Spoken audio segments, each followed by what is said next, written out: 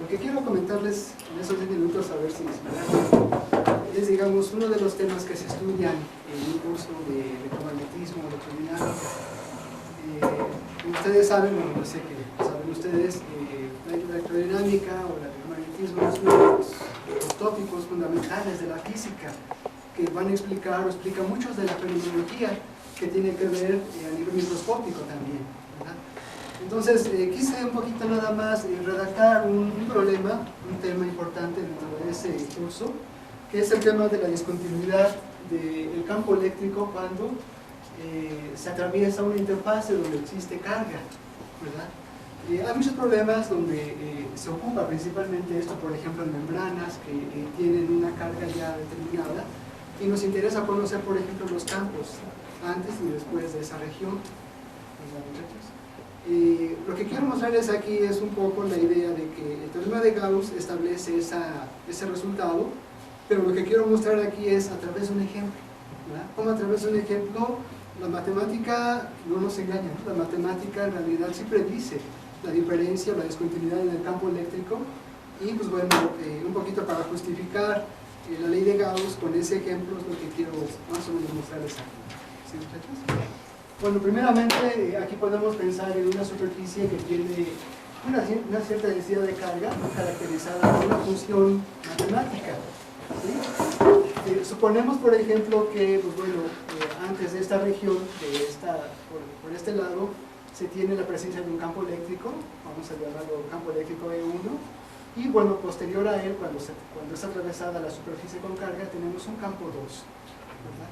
Estos campos van a estar relacionados fundamentalmente por esta relación. Fíjense, esta relación se desglosa o se valida mediante la aplicación de la ley de Gauss a esta región, ¿verdad? Bueno, aquí no me detengo mucho en la deducción, simplemente voy a tomar el resultado, pero pues bueno, yo sé que muchos de ustedes conocen esta ley. Básicamente lo que tiene que ver es evalúa la componente normal del campo eléctrico sobre una superficie cerrada, y eso lo relaciona fundamentalmente con la carga que encierra esa superficie. Esto es Gauss fundamentalmente para el campo eléctrico, y aplicada a esta estructura o a esta región, pues bueno, nos habla de que la componente normal del campo a través de esa superficie sufre una discontinuidad, y esa discontinuidad viene dada por la densidad de carga. ¿Sí, muchachos? La densidad de carga. Aquí nos referimos a la densidad de carga total que hay sobre esa superficie. Dentro de las cargas que podemos recordar está la carga libre, está la carga de polarización, otros tipos de carga. Gauss se refiere fundamentalmente a la carga total que existe sobre esa región, ¿sí? Entonces ese es el resultado que a final de cuentas quisiera yo probar mediante un ejemplo, y bueno, con la ayuda de la matemática vamos a ver que sí sale, ¿no? ¿Sí? Bueno, miren,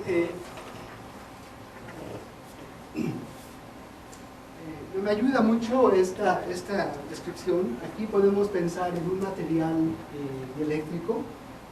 Sabemos que está conformado por átomos o moléculas que, pues bueno, generalmente muchos de ellos presentan una característica no polar. Significa en este caso que toda la carga, en este caso de los núcleos, y la carga también de los electrones que circulan en las órbitas, pues bueno, el centro de gravedad de esa estructura permanece en el mismo punto, ¿sí? En este caso, un dieléctrico lo podemos visualizar de esa forma, y bueno, cuando encendemos un campo eléctrico por allí, hablamos ahí de la existencia, de la creación de una gran cantidad de dipolitos, ¿verdad? En este caso, los átomos, las moléculas que conforman a ese material, pues bueno, van a sufrir como una deformación de la nube electrónica, en donde, pues bueno, en promedio la carga de un tipo se jala para un lado y la opuesta se queda hacia el otro lado, ¿sí? Recuerden ahí, por ejemplo, la expresión para la fuerza de Coulomb, donde tenemos campo y su relación con la fuerza, y cómo es que actúa sobre una carga. Entonces aquí, por ejemplo, para este problema, la aplicación de un campo eléctrico induce una polarización en este medio.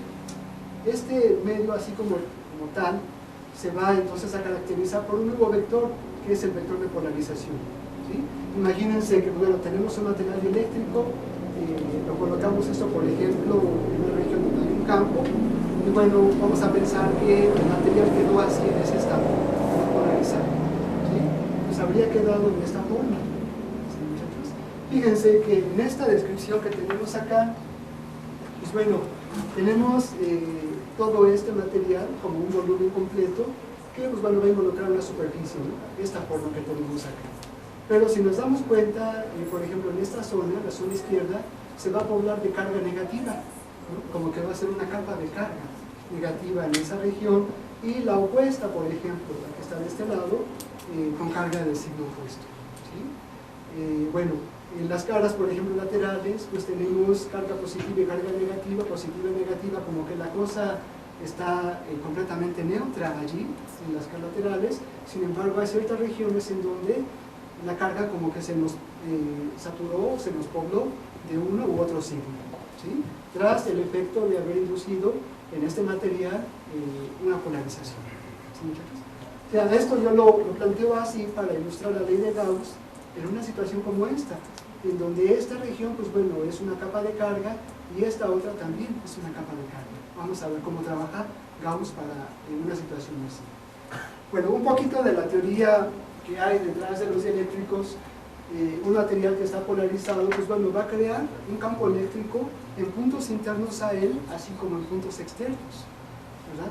Es un análisis que hacemos, vaya, de considerar el potencial debido a un dipolo y extenderlo a una región que contiene muchos de ellos, ¿verdad?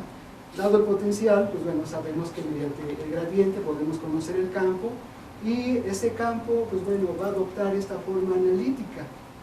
Cuando planteo a veces esto en los cursos, luego a mí como que se nos cae el piso, ¿no? ¿Qué estás calculando allí? Nos preguntamos. En realidad, esto lo que evalúa es el campo debido a distribuciones de carga, fíjense. Por un lado, aquí consideramos carga superficial de polarización, y acá carga volumétrica también de polarización, ¿sí? Esto que tenemos acá es básicamente la ley de Coulomb, ¿sí? Pero para un conjunto de cargas continuas. En este caso, las cargas que tenemos acá en esta capa superficial de carga, en la izquierda, y también esta. Aquí, por ejemplo, bueno, aparecen cuestiones importantes, por ejemplo, la densidad de carga superficial, la densidad de carga volumétrica. Estas dos cosas se evalúan si conocemos el vector de polarización, ¿sí? Este vector de polarización es una función analítica, una función de punto que va a depender de las coordenadas, y pues bueno, mediante la teoría que se aplica a dieléctricos, la densidad de carga de polarización superficial se calcula mediante el producto punto de este vector de polarización con toda la superficie que conforma ese material, ¿sí? Es un producto interno, ese es un producto escalar, ¿sí? Entonces, lógico que acá tengamos una densidad de carga que también es una cantidad escalar, ¿sí? Entonces, esto es lo que entra aquí. Y esta otra parte se refiere a una divergencia, una operación analítica que se efectúa con campos, y bueno, también nos devuelve un escalar. El negativo de eso se traduce con la densidad de carga volumétrica, ¿sí? Entonces, bueno, básicamente aquí tenemos la participación de las densidades de carga que puede haber en este medio. Si tenemos un medio, por ejemplo, donde es una polarización uniforme, pues las cosas se acomodan muy bonito de esta forma, ¿verdad? Allí como que no vamos a esperar que tengamos una densidad de carga de polarización volumétrica diferente de cero, porque todo se acomoda muy bonito. Sin embargo, puede haber situaciones donde la polarización dependa de las coordenadas, entonces ahí la divergencia puede ser diferente de cero. Significaría, por ejemplo, ahí que mucha carga se acumula más de este lado que de este lado. Un minuto. O al revés. Un minuto. No estoy empezando. Bueno, ya después les platico más, pero bueno, fíjense, un poquito con esa idea, atacamos este problema de un dieléctrico que se polariza a lo largo de su longitud. Y bueno, un poquito para cuidar el álgebra que se hace, recurrimos a una simetría cilíndrica para este problema. Aquí, como lo dibujamos, la carga se nos va a saturar, por ejemplo, en esta cara y también en esta cara. En las caras laterales, vamos a decir ahí que tenemos igual carga positiva que negativa, entonces ahí no va a haber una carga neta de polarización. Sin embargo, acá sí y acá también. Este problema, digamos, lo resolvemos mediante la evaluación de las dos integrales que presentamos en el otro acetato, pero al ser un campo de polarización constante, uniforme, la divergencia de eso vale 0, significa que esta integral desaparece, ¿sí? No va a interesar, va a ser nula. La que sí tendríamos que calcular sería esta, ¿sí? Esta tendríamos que desglosarla en toda la superficie que encierra ese eléctrico, la camisa lateral, por ejemplo, y las tapas asociadas con este material, con esa estructura que nos da una cierta longitud para él y un cierto radio. Entonces esta integral se desglosa en dos integrales y se tiene que evaluar en la superficie S1 y en la superficie S2 para, en este caso, un punto sobre el eje de este cilindro. Es un problema bonito por el hecho de que se puede verificar Gauss y además también lo correlacionamos mucho con las propiedades de los dieléctricos. Bueno, lo que viene es el cálculo de la integral, ahí ya no me detengo a pasar mucho. Pero miren, por ejemplo, ahí aparecía una diferencia R menos R'. El vector R ubica el punto donde queremos conocer el campo. El R' va dirigido a una región donde tenemos distribuida la carga, ¿verdad? Ahí aparece la diferencia, R menos R' sería el vector que va de aquí para acá. Pero claro, todo esto al hacer la integral tenemos que sumar, sobre todo la región que conforma esta zona y también aquella que tenemos por debajo, ¿verdad? Con un poquito de álgebra, ubicando ahí las coordenadas apropiadas, bueno, el R' ubicaría un punto de esta zona, sería un punto de esta forma, estaría a una altura L sobre 2 para esta etapa y el que tenemos acá a menos L sobre 2 considerando un origen acá. Entonces, bueno, con la ayuda de esto y con las coordenadas polares, porque como que se antoja que eso salga así, más rápido, se realiza la integral, se realizan las dos integrales, que son estas, esta para la etapa superior y esta para la inferior. Aquí el valor de P ya lo sustituimos por la sigma que aparece acá en la integral.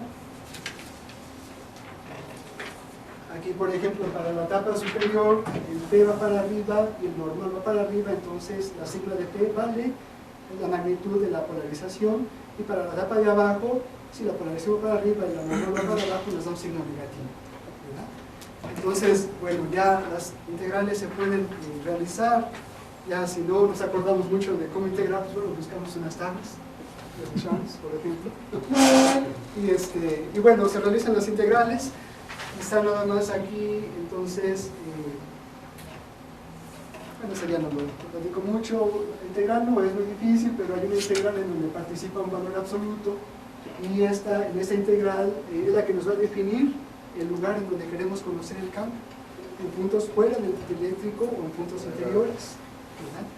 Bueno, ya después si quieren un poco más de esto, pero aquí lo interesante, por ejemplo, es que el campo puntos fuera del cilindro, por ejemplo para distancia z mayor que la mitad de longitud, tiene esa expresión matemática, ¿no? Va a depender en este caso del radio, va a depender del lugar L donde queremos conocer el campo, ¿sí? Perdón, de la distancia z donde queremos conocer el campo, porque L ya está fijo, para puntos fuera.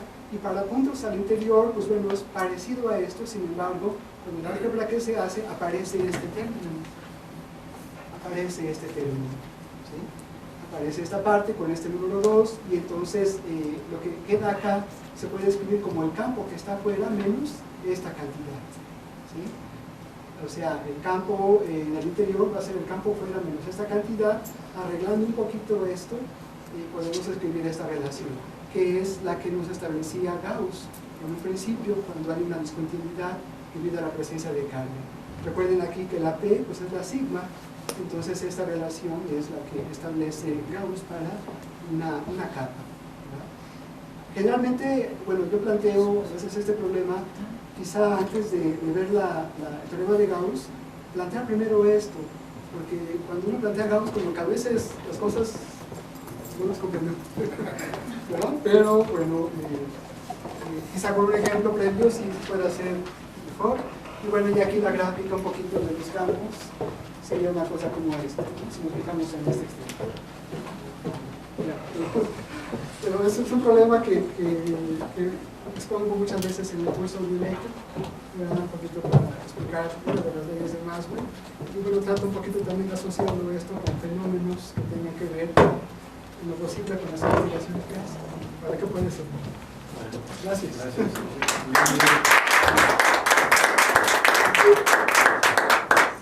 ¿Alguna pregunta para Miguel? Clarísimo. Todo claro. Depende también las condiciones externas del ambiente, por ejemplo, los campos, el campo magnético, Sí, no sé, el campo aquí, magnético terrestre. Sí, bueno, en este caso nos estamos fijando en el campo eléctrico, básicamente, pero aquí, por ejemplo, como que pues pusimos un poquito la idea de que quién polarizó a ese medio, es un campo eléctrico también. Entonces habría que considerar ese otro campo eléctrico de manera adicional a lo que el mismo eléctrico genera.